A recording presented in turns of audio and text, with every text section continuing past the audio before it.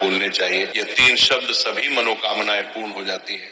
आज की इस कथा में हम जानेंगे तुलसी माँ के पौधे को जल देते समय क्या बोलना चाहिए।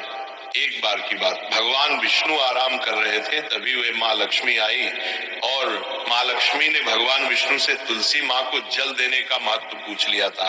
तब भगवान विष्णु ने उन्हें उसका महत्व सुना दिया था। आगे देवी माँ लक्ष्मी कहती हैं, हे स्वामी, आपने मुझे तुलसी माँ को जल देने का महत्व तो बता दिया है, किंतु अब मेरे मन में यह जानने की जिज्ञासा हो रही है कि तुलसी माँ को जल कैसे देना चाहिए। तुलसी माँ को जल देने की सर्वोत्तम विधि कौन सी है तथा तुलसी माँ को जल देने का मंत्र कौन सा है? कृपया आप मुझे इन सभी प्रश्नों का उत्तर दें। तब भगवान विष्णु देवी माँ लक्ष्मी से कहते हैं, हे देवी, जिस प्रकार से मैंने तुम्हें तुलसी माँ का महत्व सुनाया है, उसी प्रकार से तुलसी माँ को जल देते समय बोले जाने वाले मंत्र का भी बड़ा महत्व है। यह मंत्र केवल 3 शब्दों का है, किंतु इसका प्रभाव बहुत कल्याणकारी है। जो भी इंसान प्रतिदिन तुलसी माँ को जल देते समय अपने मुख से केवल ये 3 शब्द बोल देता है, तो साक्षात माँ लक्ष्मी उसके घर में प्रवेश करती है, उसकी दरिद्रता समाप्त हो जाती है, उसे धन धान्य की प्राप्ति होती है। वह मंत्र बताने से पहले मैं आपको तुलसी माँ के इस मंत्र का महत्व सुनाता हूँ। इस महत्व को सुन लेने मात्र से ही इंसान के समस्त पाप नष्ट हो जाते हैं। उसे 1000 वर्षों तक तुलसी माँ को जल देने का पुण्य प्राप्त हो जाता है। इसीलिए देवी लक्ष्मी, आप इस कथा को ध्यान से पूरा जरूर सुने। देवी माँ लक्ष्मी कहती है, हे प्रभु, मैं इस कथा को पूरा अवश्य सुनूंगी, आप मुझे तुलसी माँ के मंत्र का महात्म्य सुनाइए। भगवान विष्णु कहते हैं, हे देवी लक्ष्मी, दक्षिण में एक अत्यंत शोभायमान नगरी थी। उस नगरी में रमेश नाम का एक खोटी बुद्धि का ब्राह्मण रहता था। पापियों का तो वह शिरोमणि था। उसका जन्म एक ऐसे ब्राह्मण परिवार में हुआ था जो पाप कर्म करने वाले, शास्त्र ज्ञान से शून्य थे। वह जन्म से तो ब्राह्मण था, किंतु कर्म से वह अत्यंत दुराचारी था। वह न पूजा पाठ करता, न ध्यान करता, न जप, न हवन और न ही मेहमानों का सत्कार करता था। उसके द्वार पर आए मेहमानों को बिना दान किए ही क्रूरता पूर्वक भगा देता था। स्त्री लंपट होने के कारण वह सदैव ही पराई स्त्रियों में आसक्त रहता था। उसे मदिरा पान करने की भी आदत थी, साथ ही वो मांस खाया करता था। वह दिन में खेत में काम करके पत्ते बेचकर जीविका चलाया करता था और रात में वेश्याओं का सेवन करता था। इस प्रकार से उसे ब्राह्मण ने अनेक वर्षों तक जीवन व्यतीत किया। फिर एक दिन वो दुर्बुद्धि रमेश बेचने के लिए, पत्ते इकट्ठा करने के लिए एक रस्सी की वाटिका में घूमने लगा और पत्ते तोड़ने लगा। तभी एक काल रूपधारी काले सर्प ने उसे ब्राह्मण को काट लिया और उसी समय पर उसकी मृत्यु हो गई। उसके बाद 2 यम के दूत उसे लेने के लिए उस स्थान पर प्रकट हुए और उसे उठाकर यमलोक ले जाने लगे। मार्ग में वह यम दूतों के सामने बहुत विलाप करने लगा, हे दूत, मुझे कहाँ ले जा रहे हो? मुझे छोड़ दो, मेरे प्राण बख्श दो। किंतु यमदूत उसे ये कहते हुए ले जाने लगे, अरे दुष्ट ब्राह्मण, तेरे पाप कर्मों के कारण तुझे सांप ने काट लिया है। अब यमदेव तुझे अवश्य घोर नरक में डाल देंगे। फिर यम के दूत उसे ब्राह्मण को लेकर यमलोक पहुंचते हैं और यमदेव के सामने खड़े हो जाते हैं। चित्रगुप्त उसे ब्राह्मण का लेखा जोखा निकालते हैं और यमदेव से कहते हैं, हे धर्मराज, इस ब्राह्मण ने बचपन से लेकर मृत्यु तक पाप ही पाप किया है, इसने कभी कोई पुण्य का काम नहीं किया है। फिर धर्मराज अपने दूतों से कहते हैं, हे दूतों, इस घोर पाप करने वाले ब्राह्मण को उठाकर ले जाओ और उसे नरक में डाल दो। फिर यम के दूत उसे ब्राह्मण को ले जाते हैं और नरक की भयंकर अग्नि में धकेल देते हैं। अनेक वर्षों तक नरक में सजा भुगतने के बाद उस ब्राह्मण को दूसरे जन्म में एक बैल का शरीर मिलता है। बैल का जन्म पाकर वह बोझ उठाने का काम करने लगा। उसका मालिक उससे दिन रात काम करवाने लगा। फिर जब उस बैल की शक्ति कम हुई तो उसके मालिक ने उसे एक लंगड़े आदमी को बेच दिया। उस लंगड़े आदमी ने उस बैल को खुद का बोझ उठाने के लिए उपयोग किया। वो उसकी पीठ पर बैठकर घुमा करता था। इस प्रकार से उस बैल ने 8 वर्ष तक उस लंगड़े आदमी का बोझ उठाया। फिर एक दिन वह लंगड़ा आदमी उस बैल की पीठ पर बैठकर किसी ऊंचे पर्वत पर जाने लगता है। उस पर्वत पर बहुत देर तक चढ़ने के कारण वो बैल बहुत थक गया, उसकी शक्ति क्षीण हो गई और कुछ समय बाद वो बैल बहुत जोर से मूर्छित होकर जमीन पर गिर पड़ा और अंतिम सांसें लेने लगा। तभी वहां पर खड़े लोगों को उस बैल पर बड़ी दया आ गई और वे उसके मुख बात कर देखे मूर्छित होकर में पानी डालने लगे। फिर उन लोगों में एक पुण्य आत्मा व्यक्ति था, उसने उस बैल का कल्याण करने के लिए अपना पुण्य उस बैल को दे दिया। उसे देखकर अन्य लोगों ने भी अपना अपना पुण्य याद करके कुछ पुण्य उस बैल को दे दिया ताकि उसे मुक्ति मिल सके। उसी भीड़ में एक वेश्या भी खड़ी हुई थी, सभी लोग अपना पुण्य उस बैल को दे रहे। यह देखकर उस वेश्या ने भी अपना पुण्य उस बैल को दे दिया। कुछ देर बाद उसे बैल की मृत्यु हो जाती है। फिर उस स्थान पर यमदूत आते हैं और उस बैल के शरीर से उस ब्राह्मण की आत्मा को निकालकर यमलोक ले जाते हैं। यमलोक ले जाने पर उसे यमदेव के सामने खड़ा किया जाता है और फिर चित्रगुप्त उसका लेखा जोखा देखते हैं तो वे आश्चर्य में पड़ जाते हैं। उस वेश्या के द्वारा उस बैल को दिया हुआ पुण्य बहुत बड़ा होता है। उस पुण्य के प्रभाव से सभी जन्मों के पाप नष्ट हो जाते हैं। फिर यमदेव उस ब्राह्मण के सभी पाप क्षमा करते हैं और कहते हैं, हे ब्राह्मण, उस वेश्या ने तुझे अपना पुण्य देकर तुझ पर बड़ा उपकार किया है। केवल उसी के पुण्य के कारण तुम्हारे सब जन्मों के पाप नष्ट हो गए हैं और यमदेव उसे फिर से इंसान जन्म प्रदान करते हैं। बार वो पृथ्वी पर आकर एक उत्तम ब्राह्मण कुल में जन्म लेता है। उस महापुण्य के प्रभाव से उसे इस नए जन्म में अपने पूर्व जन्म की बातें याद आने लगती हैं। जब वो ब्राह्मण बड़ा हो जाता है तो उसे याद आता है कि पिछले जन्म में जब वो बैल था तब एक वेश्या ने उसे उसका पुण्य दे दिया था। इसीलिए उसके मन में उस वेश्या के बारे में जानने की इच्छा होती है और उसे महापुण्य के बारे में जानने के लिए उस वेश्या का पता लगाकर उसे ढूंढते हुए उसके नगर में चला जाता है। वह वेश्या बूढ़ी हो चुकी थी। फिर जब उसे वो वेश्या मिल जाती है तो वो उसके सामने जाकर उसे बार बार प्रणाम करता है और उस वेश्या का धन्यवाद करने लगता है। वह वेश्या कहने लगती है, हे ब्राह्मण श्रेष्ठ, आप कौन है और किस कारणवश आप मुझ में वेश्या को धन्यवाद दे रहे हैं? मैंने आपका कौन सा कार्य किया है जो आप मुझे नमस्कार कर रहे हैं? तब वो ब्राह्मण कहता है, हे माँ, मैं वही बैल हूँ जिसे तुमने अपना पुण्य दे डाला था। अपने पाप कर्मों के कारण मुझे पिछले जन्म में बैल होना पड़ा था। उस पर्वत पर जब मैं मर रहा था तो तुमने मुझे अपना पुण्य दिया था। तुम्हारे पुण्य के प्रभाव से ही आज मुझे फिर से इंसान जन्म मिला है। तुम्हारे द्वारा दिए गए उस पुण्य के कारण मुझे अपने पूर्व जन्म की सारी बातें याद है। किंतु हे माँ, मैं आज यहाँ पर ये जानने के लिए आया हूँ कि तुमने मुझे उस समय पर अपना कौन सा पुण्य दिया था जिस कारण से मेरे सभी जन्मों के पाप नष्ट हो चुके हैं। मैं उस पुण्य के बारे में जानना चाहता है। तब वेश्या ने कहा, हे ब्राह्मण श्रेष्ठ, मैंने तो अपने जीवन में कोई पुण्य के काम नहीं किए हैं, किंतु मेरे घर में एक तोता है जो पिंजरे में रहकर हमेशा कुछ बोलता रहता है, जिसे सुनकर मेरा अंतकरण पवित्र हो गया है। उसी तोते के द्वारा बोले गए मंत्र का पुण्य मैंने तुम्हें दान में दिया था। फिर वह वैश्य और वह ब्राह्मण उस तोते के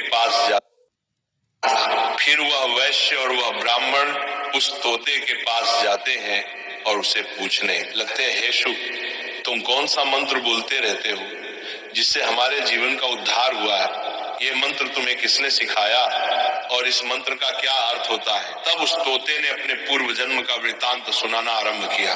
वह तोता कहने लगा, हे ब्राह्मण श्रेष्ठ, पिछले जन्म में मैं एक ब्राह्मण था। मैं अपने ज्ञान के अहंकार में अंधा हो चुका था। मैंने कभी गुरुजनों का आदर नहीं किया, सदैव ही उनका अपमान किया। मुझे अपने ज्ञान पर इतना अधिक घमंड हो गया था कि जिस कारण से मेरा क्रोध बहुत अधिक बढ़ गया और मैं सभी से द्वेष करने लगा, अन्य मनुष्यों को तुच्छ समझने लगा, विद्वानों का भरी सभा में अपमान करने लगा। फिर कालांतर में मेरी मृत्यु हो गई और मुझे यमलोक ले जाया गया। पूज्य जनों और गुरुजनों का अपमान करने के कारण मुझे तोते के कुल में डाल गया और मेरा जन्म एक तोते के रूप में हो गया। मेरे पाप कर्मों के कारण छोटी अवस्था में ही मेरा अपने माता पिता से हो गया। फिर मैं पेड़ की डाल पर बैठकर रो रहा था तो उसी स्थान से कुछ मुनि जा रहे थे। उन्होंने मेरी दयनीय पुकार सुनी और मुझे लेकर अपने आश्रम में चले गए। वहां उस आश्रम पर उन्होंने मुझे एक सुंदर पिंजरे में रखा और मेरा अच्छी तरह से ख्याल रखा। वे मुझे प्रतिदिन भोजन दिया करते थे और पढ़ते थे। उस स्थान पर वे ऋषि मुनि, उनकी स्त्रियां और बालक सभी प्रतिदिन तुलसी के पौधे को जल देते थे और उसके सामने एक मंत्र का जप करते थे। उन्हीं के मुख बार बार उस मंत्र को सुनकर मैंने उसे रट लिया और तभी से मैं उसे पाठ करते थे। मंत्र को जान गया हूँ और वही मंत्र मैं दिन रात बोलता हूँ। उस मंत्र के प्रभाव से मेरी कभी मृत्यु नहीं हुई और मेरी आयु 100 वर्ष की हो गई और मैं इतने वर्षों तक जीवित रहा। इसी बीच एक रात को एक चोर उस स्थान पर आ गया और उसने मुझे वहां से चुरा लिया और फिर इस वेश्या ने मुझे उस चोर से खरीद लिया। इस वेश्या के घर पर आने के बाद भी मैं उस मंत्र को बोलता रहता था, जिसे सुनकर इस वेश्या का मन भी पवित्र हो गया और वेश्या का काम छोड़कर भगवान विष्णु की भक्ति करने लगी। उसी मंत्र के प्रभाव से मेरे पूर्व जन्मों के सभी पाप नष्ट हो गए और इसी मंत्र के प्रभाव से इस वेश्या का भी अंतःकरण पवित्र हो गया। हे ब्राह्मण देवता, इस मंत्र के पुण्य से आप भी पाप मुक्त हो गए हैं। इस प्रकार से तोते ने उस ब्राह्मण को और उस वेश्या को सारा वृतांत सुना दिया, जिसे सुनकर वो ब्राह्मण और वेश्या दोनों ही अत्यंत प्रसन्न हुए और फिर वे दोनों ही प्रतिदिन तुलसी माँ को जल देकर उस मंत्र का जाप करने लगे। फिर वह वेश्या और वह ब्राह्मण तीनों उस मंत्र के प्रभाव से दिव्य विमान में बैठकर विष्णु लोक को चले गए। भगवान विष्णु कहते हैं, हे देवी माँ लक्ष्मी, देखा आपने केवल तुलसी माँ के इस मंत्र के प्रभाव से उस तोते के, उस वेश्या के और उस ब्राह्मण के सभी पाप नष्ट हो गए। इसीलिए प्रत्येक इंसान को रोज तुलसी माँ को जल देते समय इस एक मंत्र का उच्चारण अवश्य करना चाहिए। हे देवी, वह मंत्र इस प्रकार है, इसे तुम ध्यान से सुनो। ओम वृंदावनी स्वाहा, ओम वृंदावन स्वाहा। भगवान विष्णु कहते हैं कि जो भी स्त्री प्रतिदिन तुलसी माँ के समक्ष इस मंत्र का उच्चारण करेगी वह सौभाग्यशाली बनेगी। जो भी पुरुष तुलसी माँ के सामने इस मंत्र का उच्चारण करेगा उसे अक्षय धन की प्राप्ति होगी। जिस घर के सामने प्रतिदिन तुलसी माँ की पूजा की जाएगी उस घर में साक्षात लक्ष्मी का वास होगा। तुलसी माँ का यह मंत्र राज कल्प तरु है, ये समस्त फलों को प्रदान करने वाला है। अतः जो भी तुलसी माँ के सामने इस मंत्र का उच्चारण करेगा उसे संपूर्ण सिद्धियां प्राप्त होंगी। स्त्रियों को सदैव ही स्नान करके अपने बाल बांधकर मांग में सिंदूर भरकर प्रतिदिन तुलसी माँ को जल देना चाहिए और इस मंत्र का उच्चारण करना चाहिए। रोज तुलसी माँ के पौधे की परिक्रमा करनी चाहिए, इससे सभी दोष नष्ट हो जाते हैं। प्रतिदिन शाम के समय तुलसी माँ के पास दीपक जलाना चाहिए और तुलसी माँ के पास बैठकर भगवान विष्णु की आराधना करनी चाहिए। तुलसी माँ के पास दीपक जलाने से इंसान को धन धान्य की प्राप्ति होती है। हजारों अमृत के घड़ों से नहलाने पर भी श्री हरि को उतनी तृप्ति नहीं होती जितनी वे मनुष्यों के द्वारा तुलसी माँ का एक पत्ता चढ़ाने से प्राप्त करते हैं। 10,000 गाय के दान से मानव जो फल प्राप्त करता है वही फल तुलसी माँ पत्र के दान से पा लेता है। जो मृत्यु के समय अपने मुख में तुलसी माँ पत्र का जल पा जाता है वो संपूर्ण पापों से मुक्त होकर भगवान विष्णु के धाम जाता है। भगवान विष्णु कहते पूर्णिमा, अमावस्या, द्वादशी और सूर्य संक्रांति के दिन मध्याह्न काल रात्रि और अशौच के समय तेल लगाकर बिना स्नान किए अथवा बिना हाथ पैर धोए रात्रि के वस्त्र पहनकर तुलसी माँ के पत्र तोड़ता है वह महापाप होता है। श्राद्ध, व्रत, दान, प्रतिष्ठा तथा देव पूजा के लिए तोड़े हुए तुलसी माँ पत्र बासी होने पर भी 3 रात्रि तक पवित्र ही रहते हैं। तुलसी माँ का एक एक पत्ता न तोड़कर पत्तियों के साथ अग्रभाग को तोड़ना चाहिए। तुलसी माँ की मंजरी सब फूलों से बढ़कर मानी जाती है। मंजरी तोड़ते समय उसमें पत्तियों का रहना भी आवश्यक माना गया है। पूज्य भाव से पौधे को हिलाए बिना तुलसी माँ के अग्रभाग को तोड़ना चाहिए, इससे पूजा का फल लाख गुना बढ़ जाता है। तुलसी माँ के पत्तों को कभी नाखून से नहीं तोड़ना चाहिए, इससे पाप लगता है। रात्रि में तुलसी माँ के पौधे को स्पर्श ना करें अथवा उसके पत्ते ना तोड़े, ऐसा करना अशुभ माना गया है। रात्रि में तुलसी माँ का पौधा निद्रा अवस्था में होता है, ऐसे में पत्ते तोड़ने पर पाप ही लगता है। गुरुवार के दिन तुलसी माँ के पौधे में थोड़ा सा कच्चा दूध अर्पित करें। दूध चढ़ाते समय ओम नमो भगवते वासुदेवाय नमः इस मंत्र का जाप अवश्य करना चाहिए। तुलसी माँ के पौधे के पास शालिग्राम रखें और उस पर तिल चढ़ाएं। पूजा में तुलसी माँ और शालिग्राम को दूध में भीगी हल्दी का तिलक अवश्य करें। शालिग्राम पर तुलसी माँ पत्र रखकर चंदन लगाना चाहिए। अगर कोई महिला मासिक धर्म से है तो वे तुलसी माँ की पूजा ना करे। मासिक धर्म के दौरान तुलसी माँ को स्पर्श करने से घोर पाप लगता है, इससे स्त्री की दुर्गति होती है। तो भक्तों, इस प्रकार से भगवान विष्णु ने देवी माँ लक्ष्मी को तुलसी माँ को जल देने के मंत्र का महत्व सुनाया है। राधे राधे। तो यह शिव विष्णु दोनों की कृपा का योग बन जाता है। यही वजह है कि मार्गशीर्ष सोमवार को तुलसी माता की आराधना करना अत्यंत फलदायी माना गया है। पूजा का सही समय और विधि, भक्तजनों मार्गशीर्ष सोमवार के दिन सूर्योदय से पहले उठें, अपने आप को शुद्ध करें, स्नान करें और स्वच्छ वस्त्र धारण करें। फिर तुलसी माता के पास दीपक जलाएं, या दीपक घी का हो तो अति श्रेष्ठ है। तुलसी नमः मंत्र से 11 बार माँ तुलसी का स्मरण करें। इसके बाद तुलसी माता की परिक्रमा 11 या 21 बार करें और फिर जल अर्पित करें। फिर भगवान विष्णु या शालिग्राम का ध्यान करें और कहें, हे भगवान, मेरे जीवन में भक्ति, बुद्धि और संपत्ति का प्रकाश भर दो। यह साधना शाम के समय भी दोहराई जा सकती है। विशेषकर सूर्यास्त के बाद दीपदान अवश्य करें। सुखी जीवन के लिए तुलसी की सूखी लकड़ी का उपाय। तुलसी की सूखी लकड़ी अपने साथ रखना शुभ होता है। यदि किसी व्यक्ति को लगता है कि उसके घर में बरकत नहीं रहती, काम बनते बनते रुक जाते हैं, तो वह सूखी तुलसी की लकड़ी को अपने घर के मंदिर में रखे और उसके ऊपर रोड दीपक जलाए। माँ लक्ष्मी की ऊर्जा स्वयं वहां प्रकट हो जाती है। यदि कोई नौकरी या व्यवसाय में सफलता चाहता है तो वह तुलसी की लकड़ी को अपने तिजोरी में या दक्षिण दिशा की दीवार में छिपा कर रखे, क्योंकि यह धनवृद्धि का संकल्प माना गया है। स्त्रियों के लिए विशेष उपाय, बहनों के लिए यह दिन अति विशेष है। यदि कोई स्त्री मार्गशीर्ष सोमवार को तुलसी माता के सामने दीपक जलाकर भगवान विष्णु का नाम ले, नमो भगवते वासुदेवाय 11 मंत्रों का जाप करे, तो उसे पति की दीर्घायु, घर में सुख और धन की प्राप्ति होती है। जो कन्याएं सद्गुणी वर की कामना करती हैं, वे तुलसी की सेवा करें। उन्हें भगवान श्री हरि स्वयं सर्वोत्तम जीवन साथी प्रदान करते हैं। पाप से मुक्ति और सदकर्मों का प्रकाश। भक्तों, कहते हैं तुलसी के दर्शन से पाप कट जाते हैं, पूजा से पुण्य बढ़ जाता है। यदि कभी हमसे कर्मों में त्रुटि हो गई हो, मन अशांत हो, जीवन में भटकाव आ गया हो, तो बस माँ तुलसी से माफी मांग लो और कह दो, माता अब मुझे भक्ति का मार्ग दिखाओ। जो ये भाव रखता है उसे भगवान स्वयं अपने कर्मों से उठाकर सफलता के शिखर तक पहुंचा देते हैं।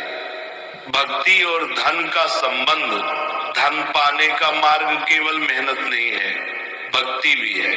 भक्ति से मिलने वाला धन सदैव टिकता है। जो भक्ति करते हैं उनका भाग्य अपने आप बदल जाता है। तुलसी माता के आंगन में दिया जलाने वाला कभी अंधकार में नहीं रहता। भक्ति का फूल, तुलसी का आशीर्वाद, प्रेम से कहिए, जय श्री तुलसी माता की। जब आप ये कहते हो तो माँ तुलसी आपके हृदय में वृंदावन सा शुद्ध भाव भर देती है। तब जीवन में हर दुख, हर रुकावट खुद दूर हो जाती है। अंत का संदेश भक्ति से बड़े कोई उपाय नहीं। धन चाहो तो भक्ति से मांगो, शांति चाहो तो तुलसी से मांगो, और सफलता चाहो तो भगवान से मांगो, मगर प्रार्थना में स्वार्थ न हो। तुलसी माता के सामने बैठो, उनकी पत्तियों की खुशबू लो और मन ही मन कह दो, माँ मेरे जीवन में भक्ति का सूरज उगाओ। बस यही सबसे बड़ा उपाय है। तुलसी माता के दिए के प्रकाश में जब तुम अपनी आंखें बंद कर लेते हो तो वहां केवल प्रकाश नहीं, बल्कि भगवान स्वयं तुम्हारे हृदय में विराज जाते हैं। तो भाइयों बहनों, इस मार्गशीर्ष सोमवार को केवल धन के लिए नहीं, भक्ति के लिए तुलसी माता की पूजा करो। धन तो आएगा ही, साथ में मन की शांति, घर का सुख और जीवन का प्रकाश भी मिलेगा। प्रेम से बोलिए जय श्री तुलसी माता की। हर हर महादेव, जय श्री हरि की। दीपक जलाए यह दीपक घी का हो तो अति श्रेष्ठ है। तुलसी नमः मंत्र से 11 बार माँ तुलसी का स्मरण करें। इसके बाद तुलसी माता की परिक्रमा 11 या 21 बार करें और फिर जल अर्पित करें। फिर भगवान विष्णु या शालिग्राम का ध्यान करें और कहें, हे भगवान, मेरे जीवन में भक्ति, बुद्धि और संपत्ति का प्रकाश भर दो। यह साधना शाम के समय भी दोहराई जा सकती है। विशेषकर सूर्यास्त के बाद दीपदान अवश्य करें। सुखी जीवन के लिए तुलसी की सूखी लकड़ी का उपाय। तुलसी की सूखी लकड़ी अपने साथ रखना शुभ होता है। यदि किसी व्यक्ति को लगता है कि उसके घर में बरकत नहीं रहती, काम बनते बनते रुक जाते हैं, तो वह सूखी तुलसी की लकड़ी को अपने घर के मंदिर में रखे और उसके ऊपर रोड दीपक जलाए। माँ लक्ष्मी की ऊर्जा स्वयं वहां प्रकट हो जाती है।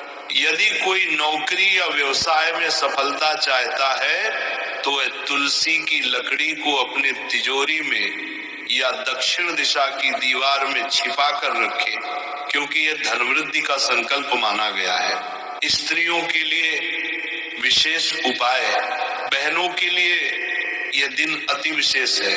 यदि कोई स्त्री मार्गशीर्ष सोमवार को तुलसी माता के सामने दीपक जलाकर भगवान विष्णु का नाम ले, नमो भगवते वासुदेवाय 11 मंत्रों का जाप करे, तो उसे पति की दीर्घायु, घर में सुख और धन की प्राप्ति होती है। जो कन्याएं सद्गुणी वर की कामना करती हैं, वे तुलसी की सेवा करें। उन्हें भगवान श्री हरि स्वयं सर्वोत्तम जीवन साथी प्रदान करते हैं। पाप से मुक्ति और सदकर्मों का प्रकाश। भक्तों, कहते हैं तुलसी के दर्शन से पाप कट जाते हैं, पूजा से पुण्य बढ़ जाता है। यदि कभी हमसे कर्मों में त्रुटि हो गई हो, मन अशांत हो, जीवन में भटकाव आ गया हो, तो बस माँ तुलसी से माफी मांग लो और कह दो, माता अब मुझे भक्ति का मार्ग दिखाओ। जो ये भाव रखता है उसे भगवान स्वयं अपने कर्मों से उठाकर सफलता के शिखर तक पहुंचा देते हैं। भक्ति और धन का संबंध, धन पाने का मार्ग केवल मेहनत नहीं है, भक्ति भी है। भक्ति से मिलने वाला धन सदैव टिकता है। जो भक्ति करते हैं उनका भाग्य अपने आप बदल जाता है। तुलसी माता के आंगन में दिया जलाने वाला कभी अंधकार में नहीं रहता। भक्ति का फूल, तुलसी का आशीर्वाद। प्रेम से कहिए जय श्री तुलसी माता की।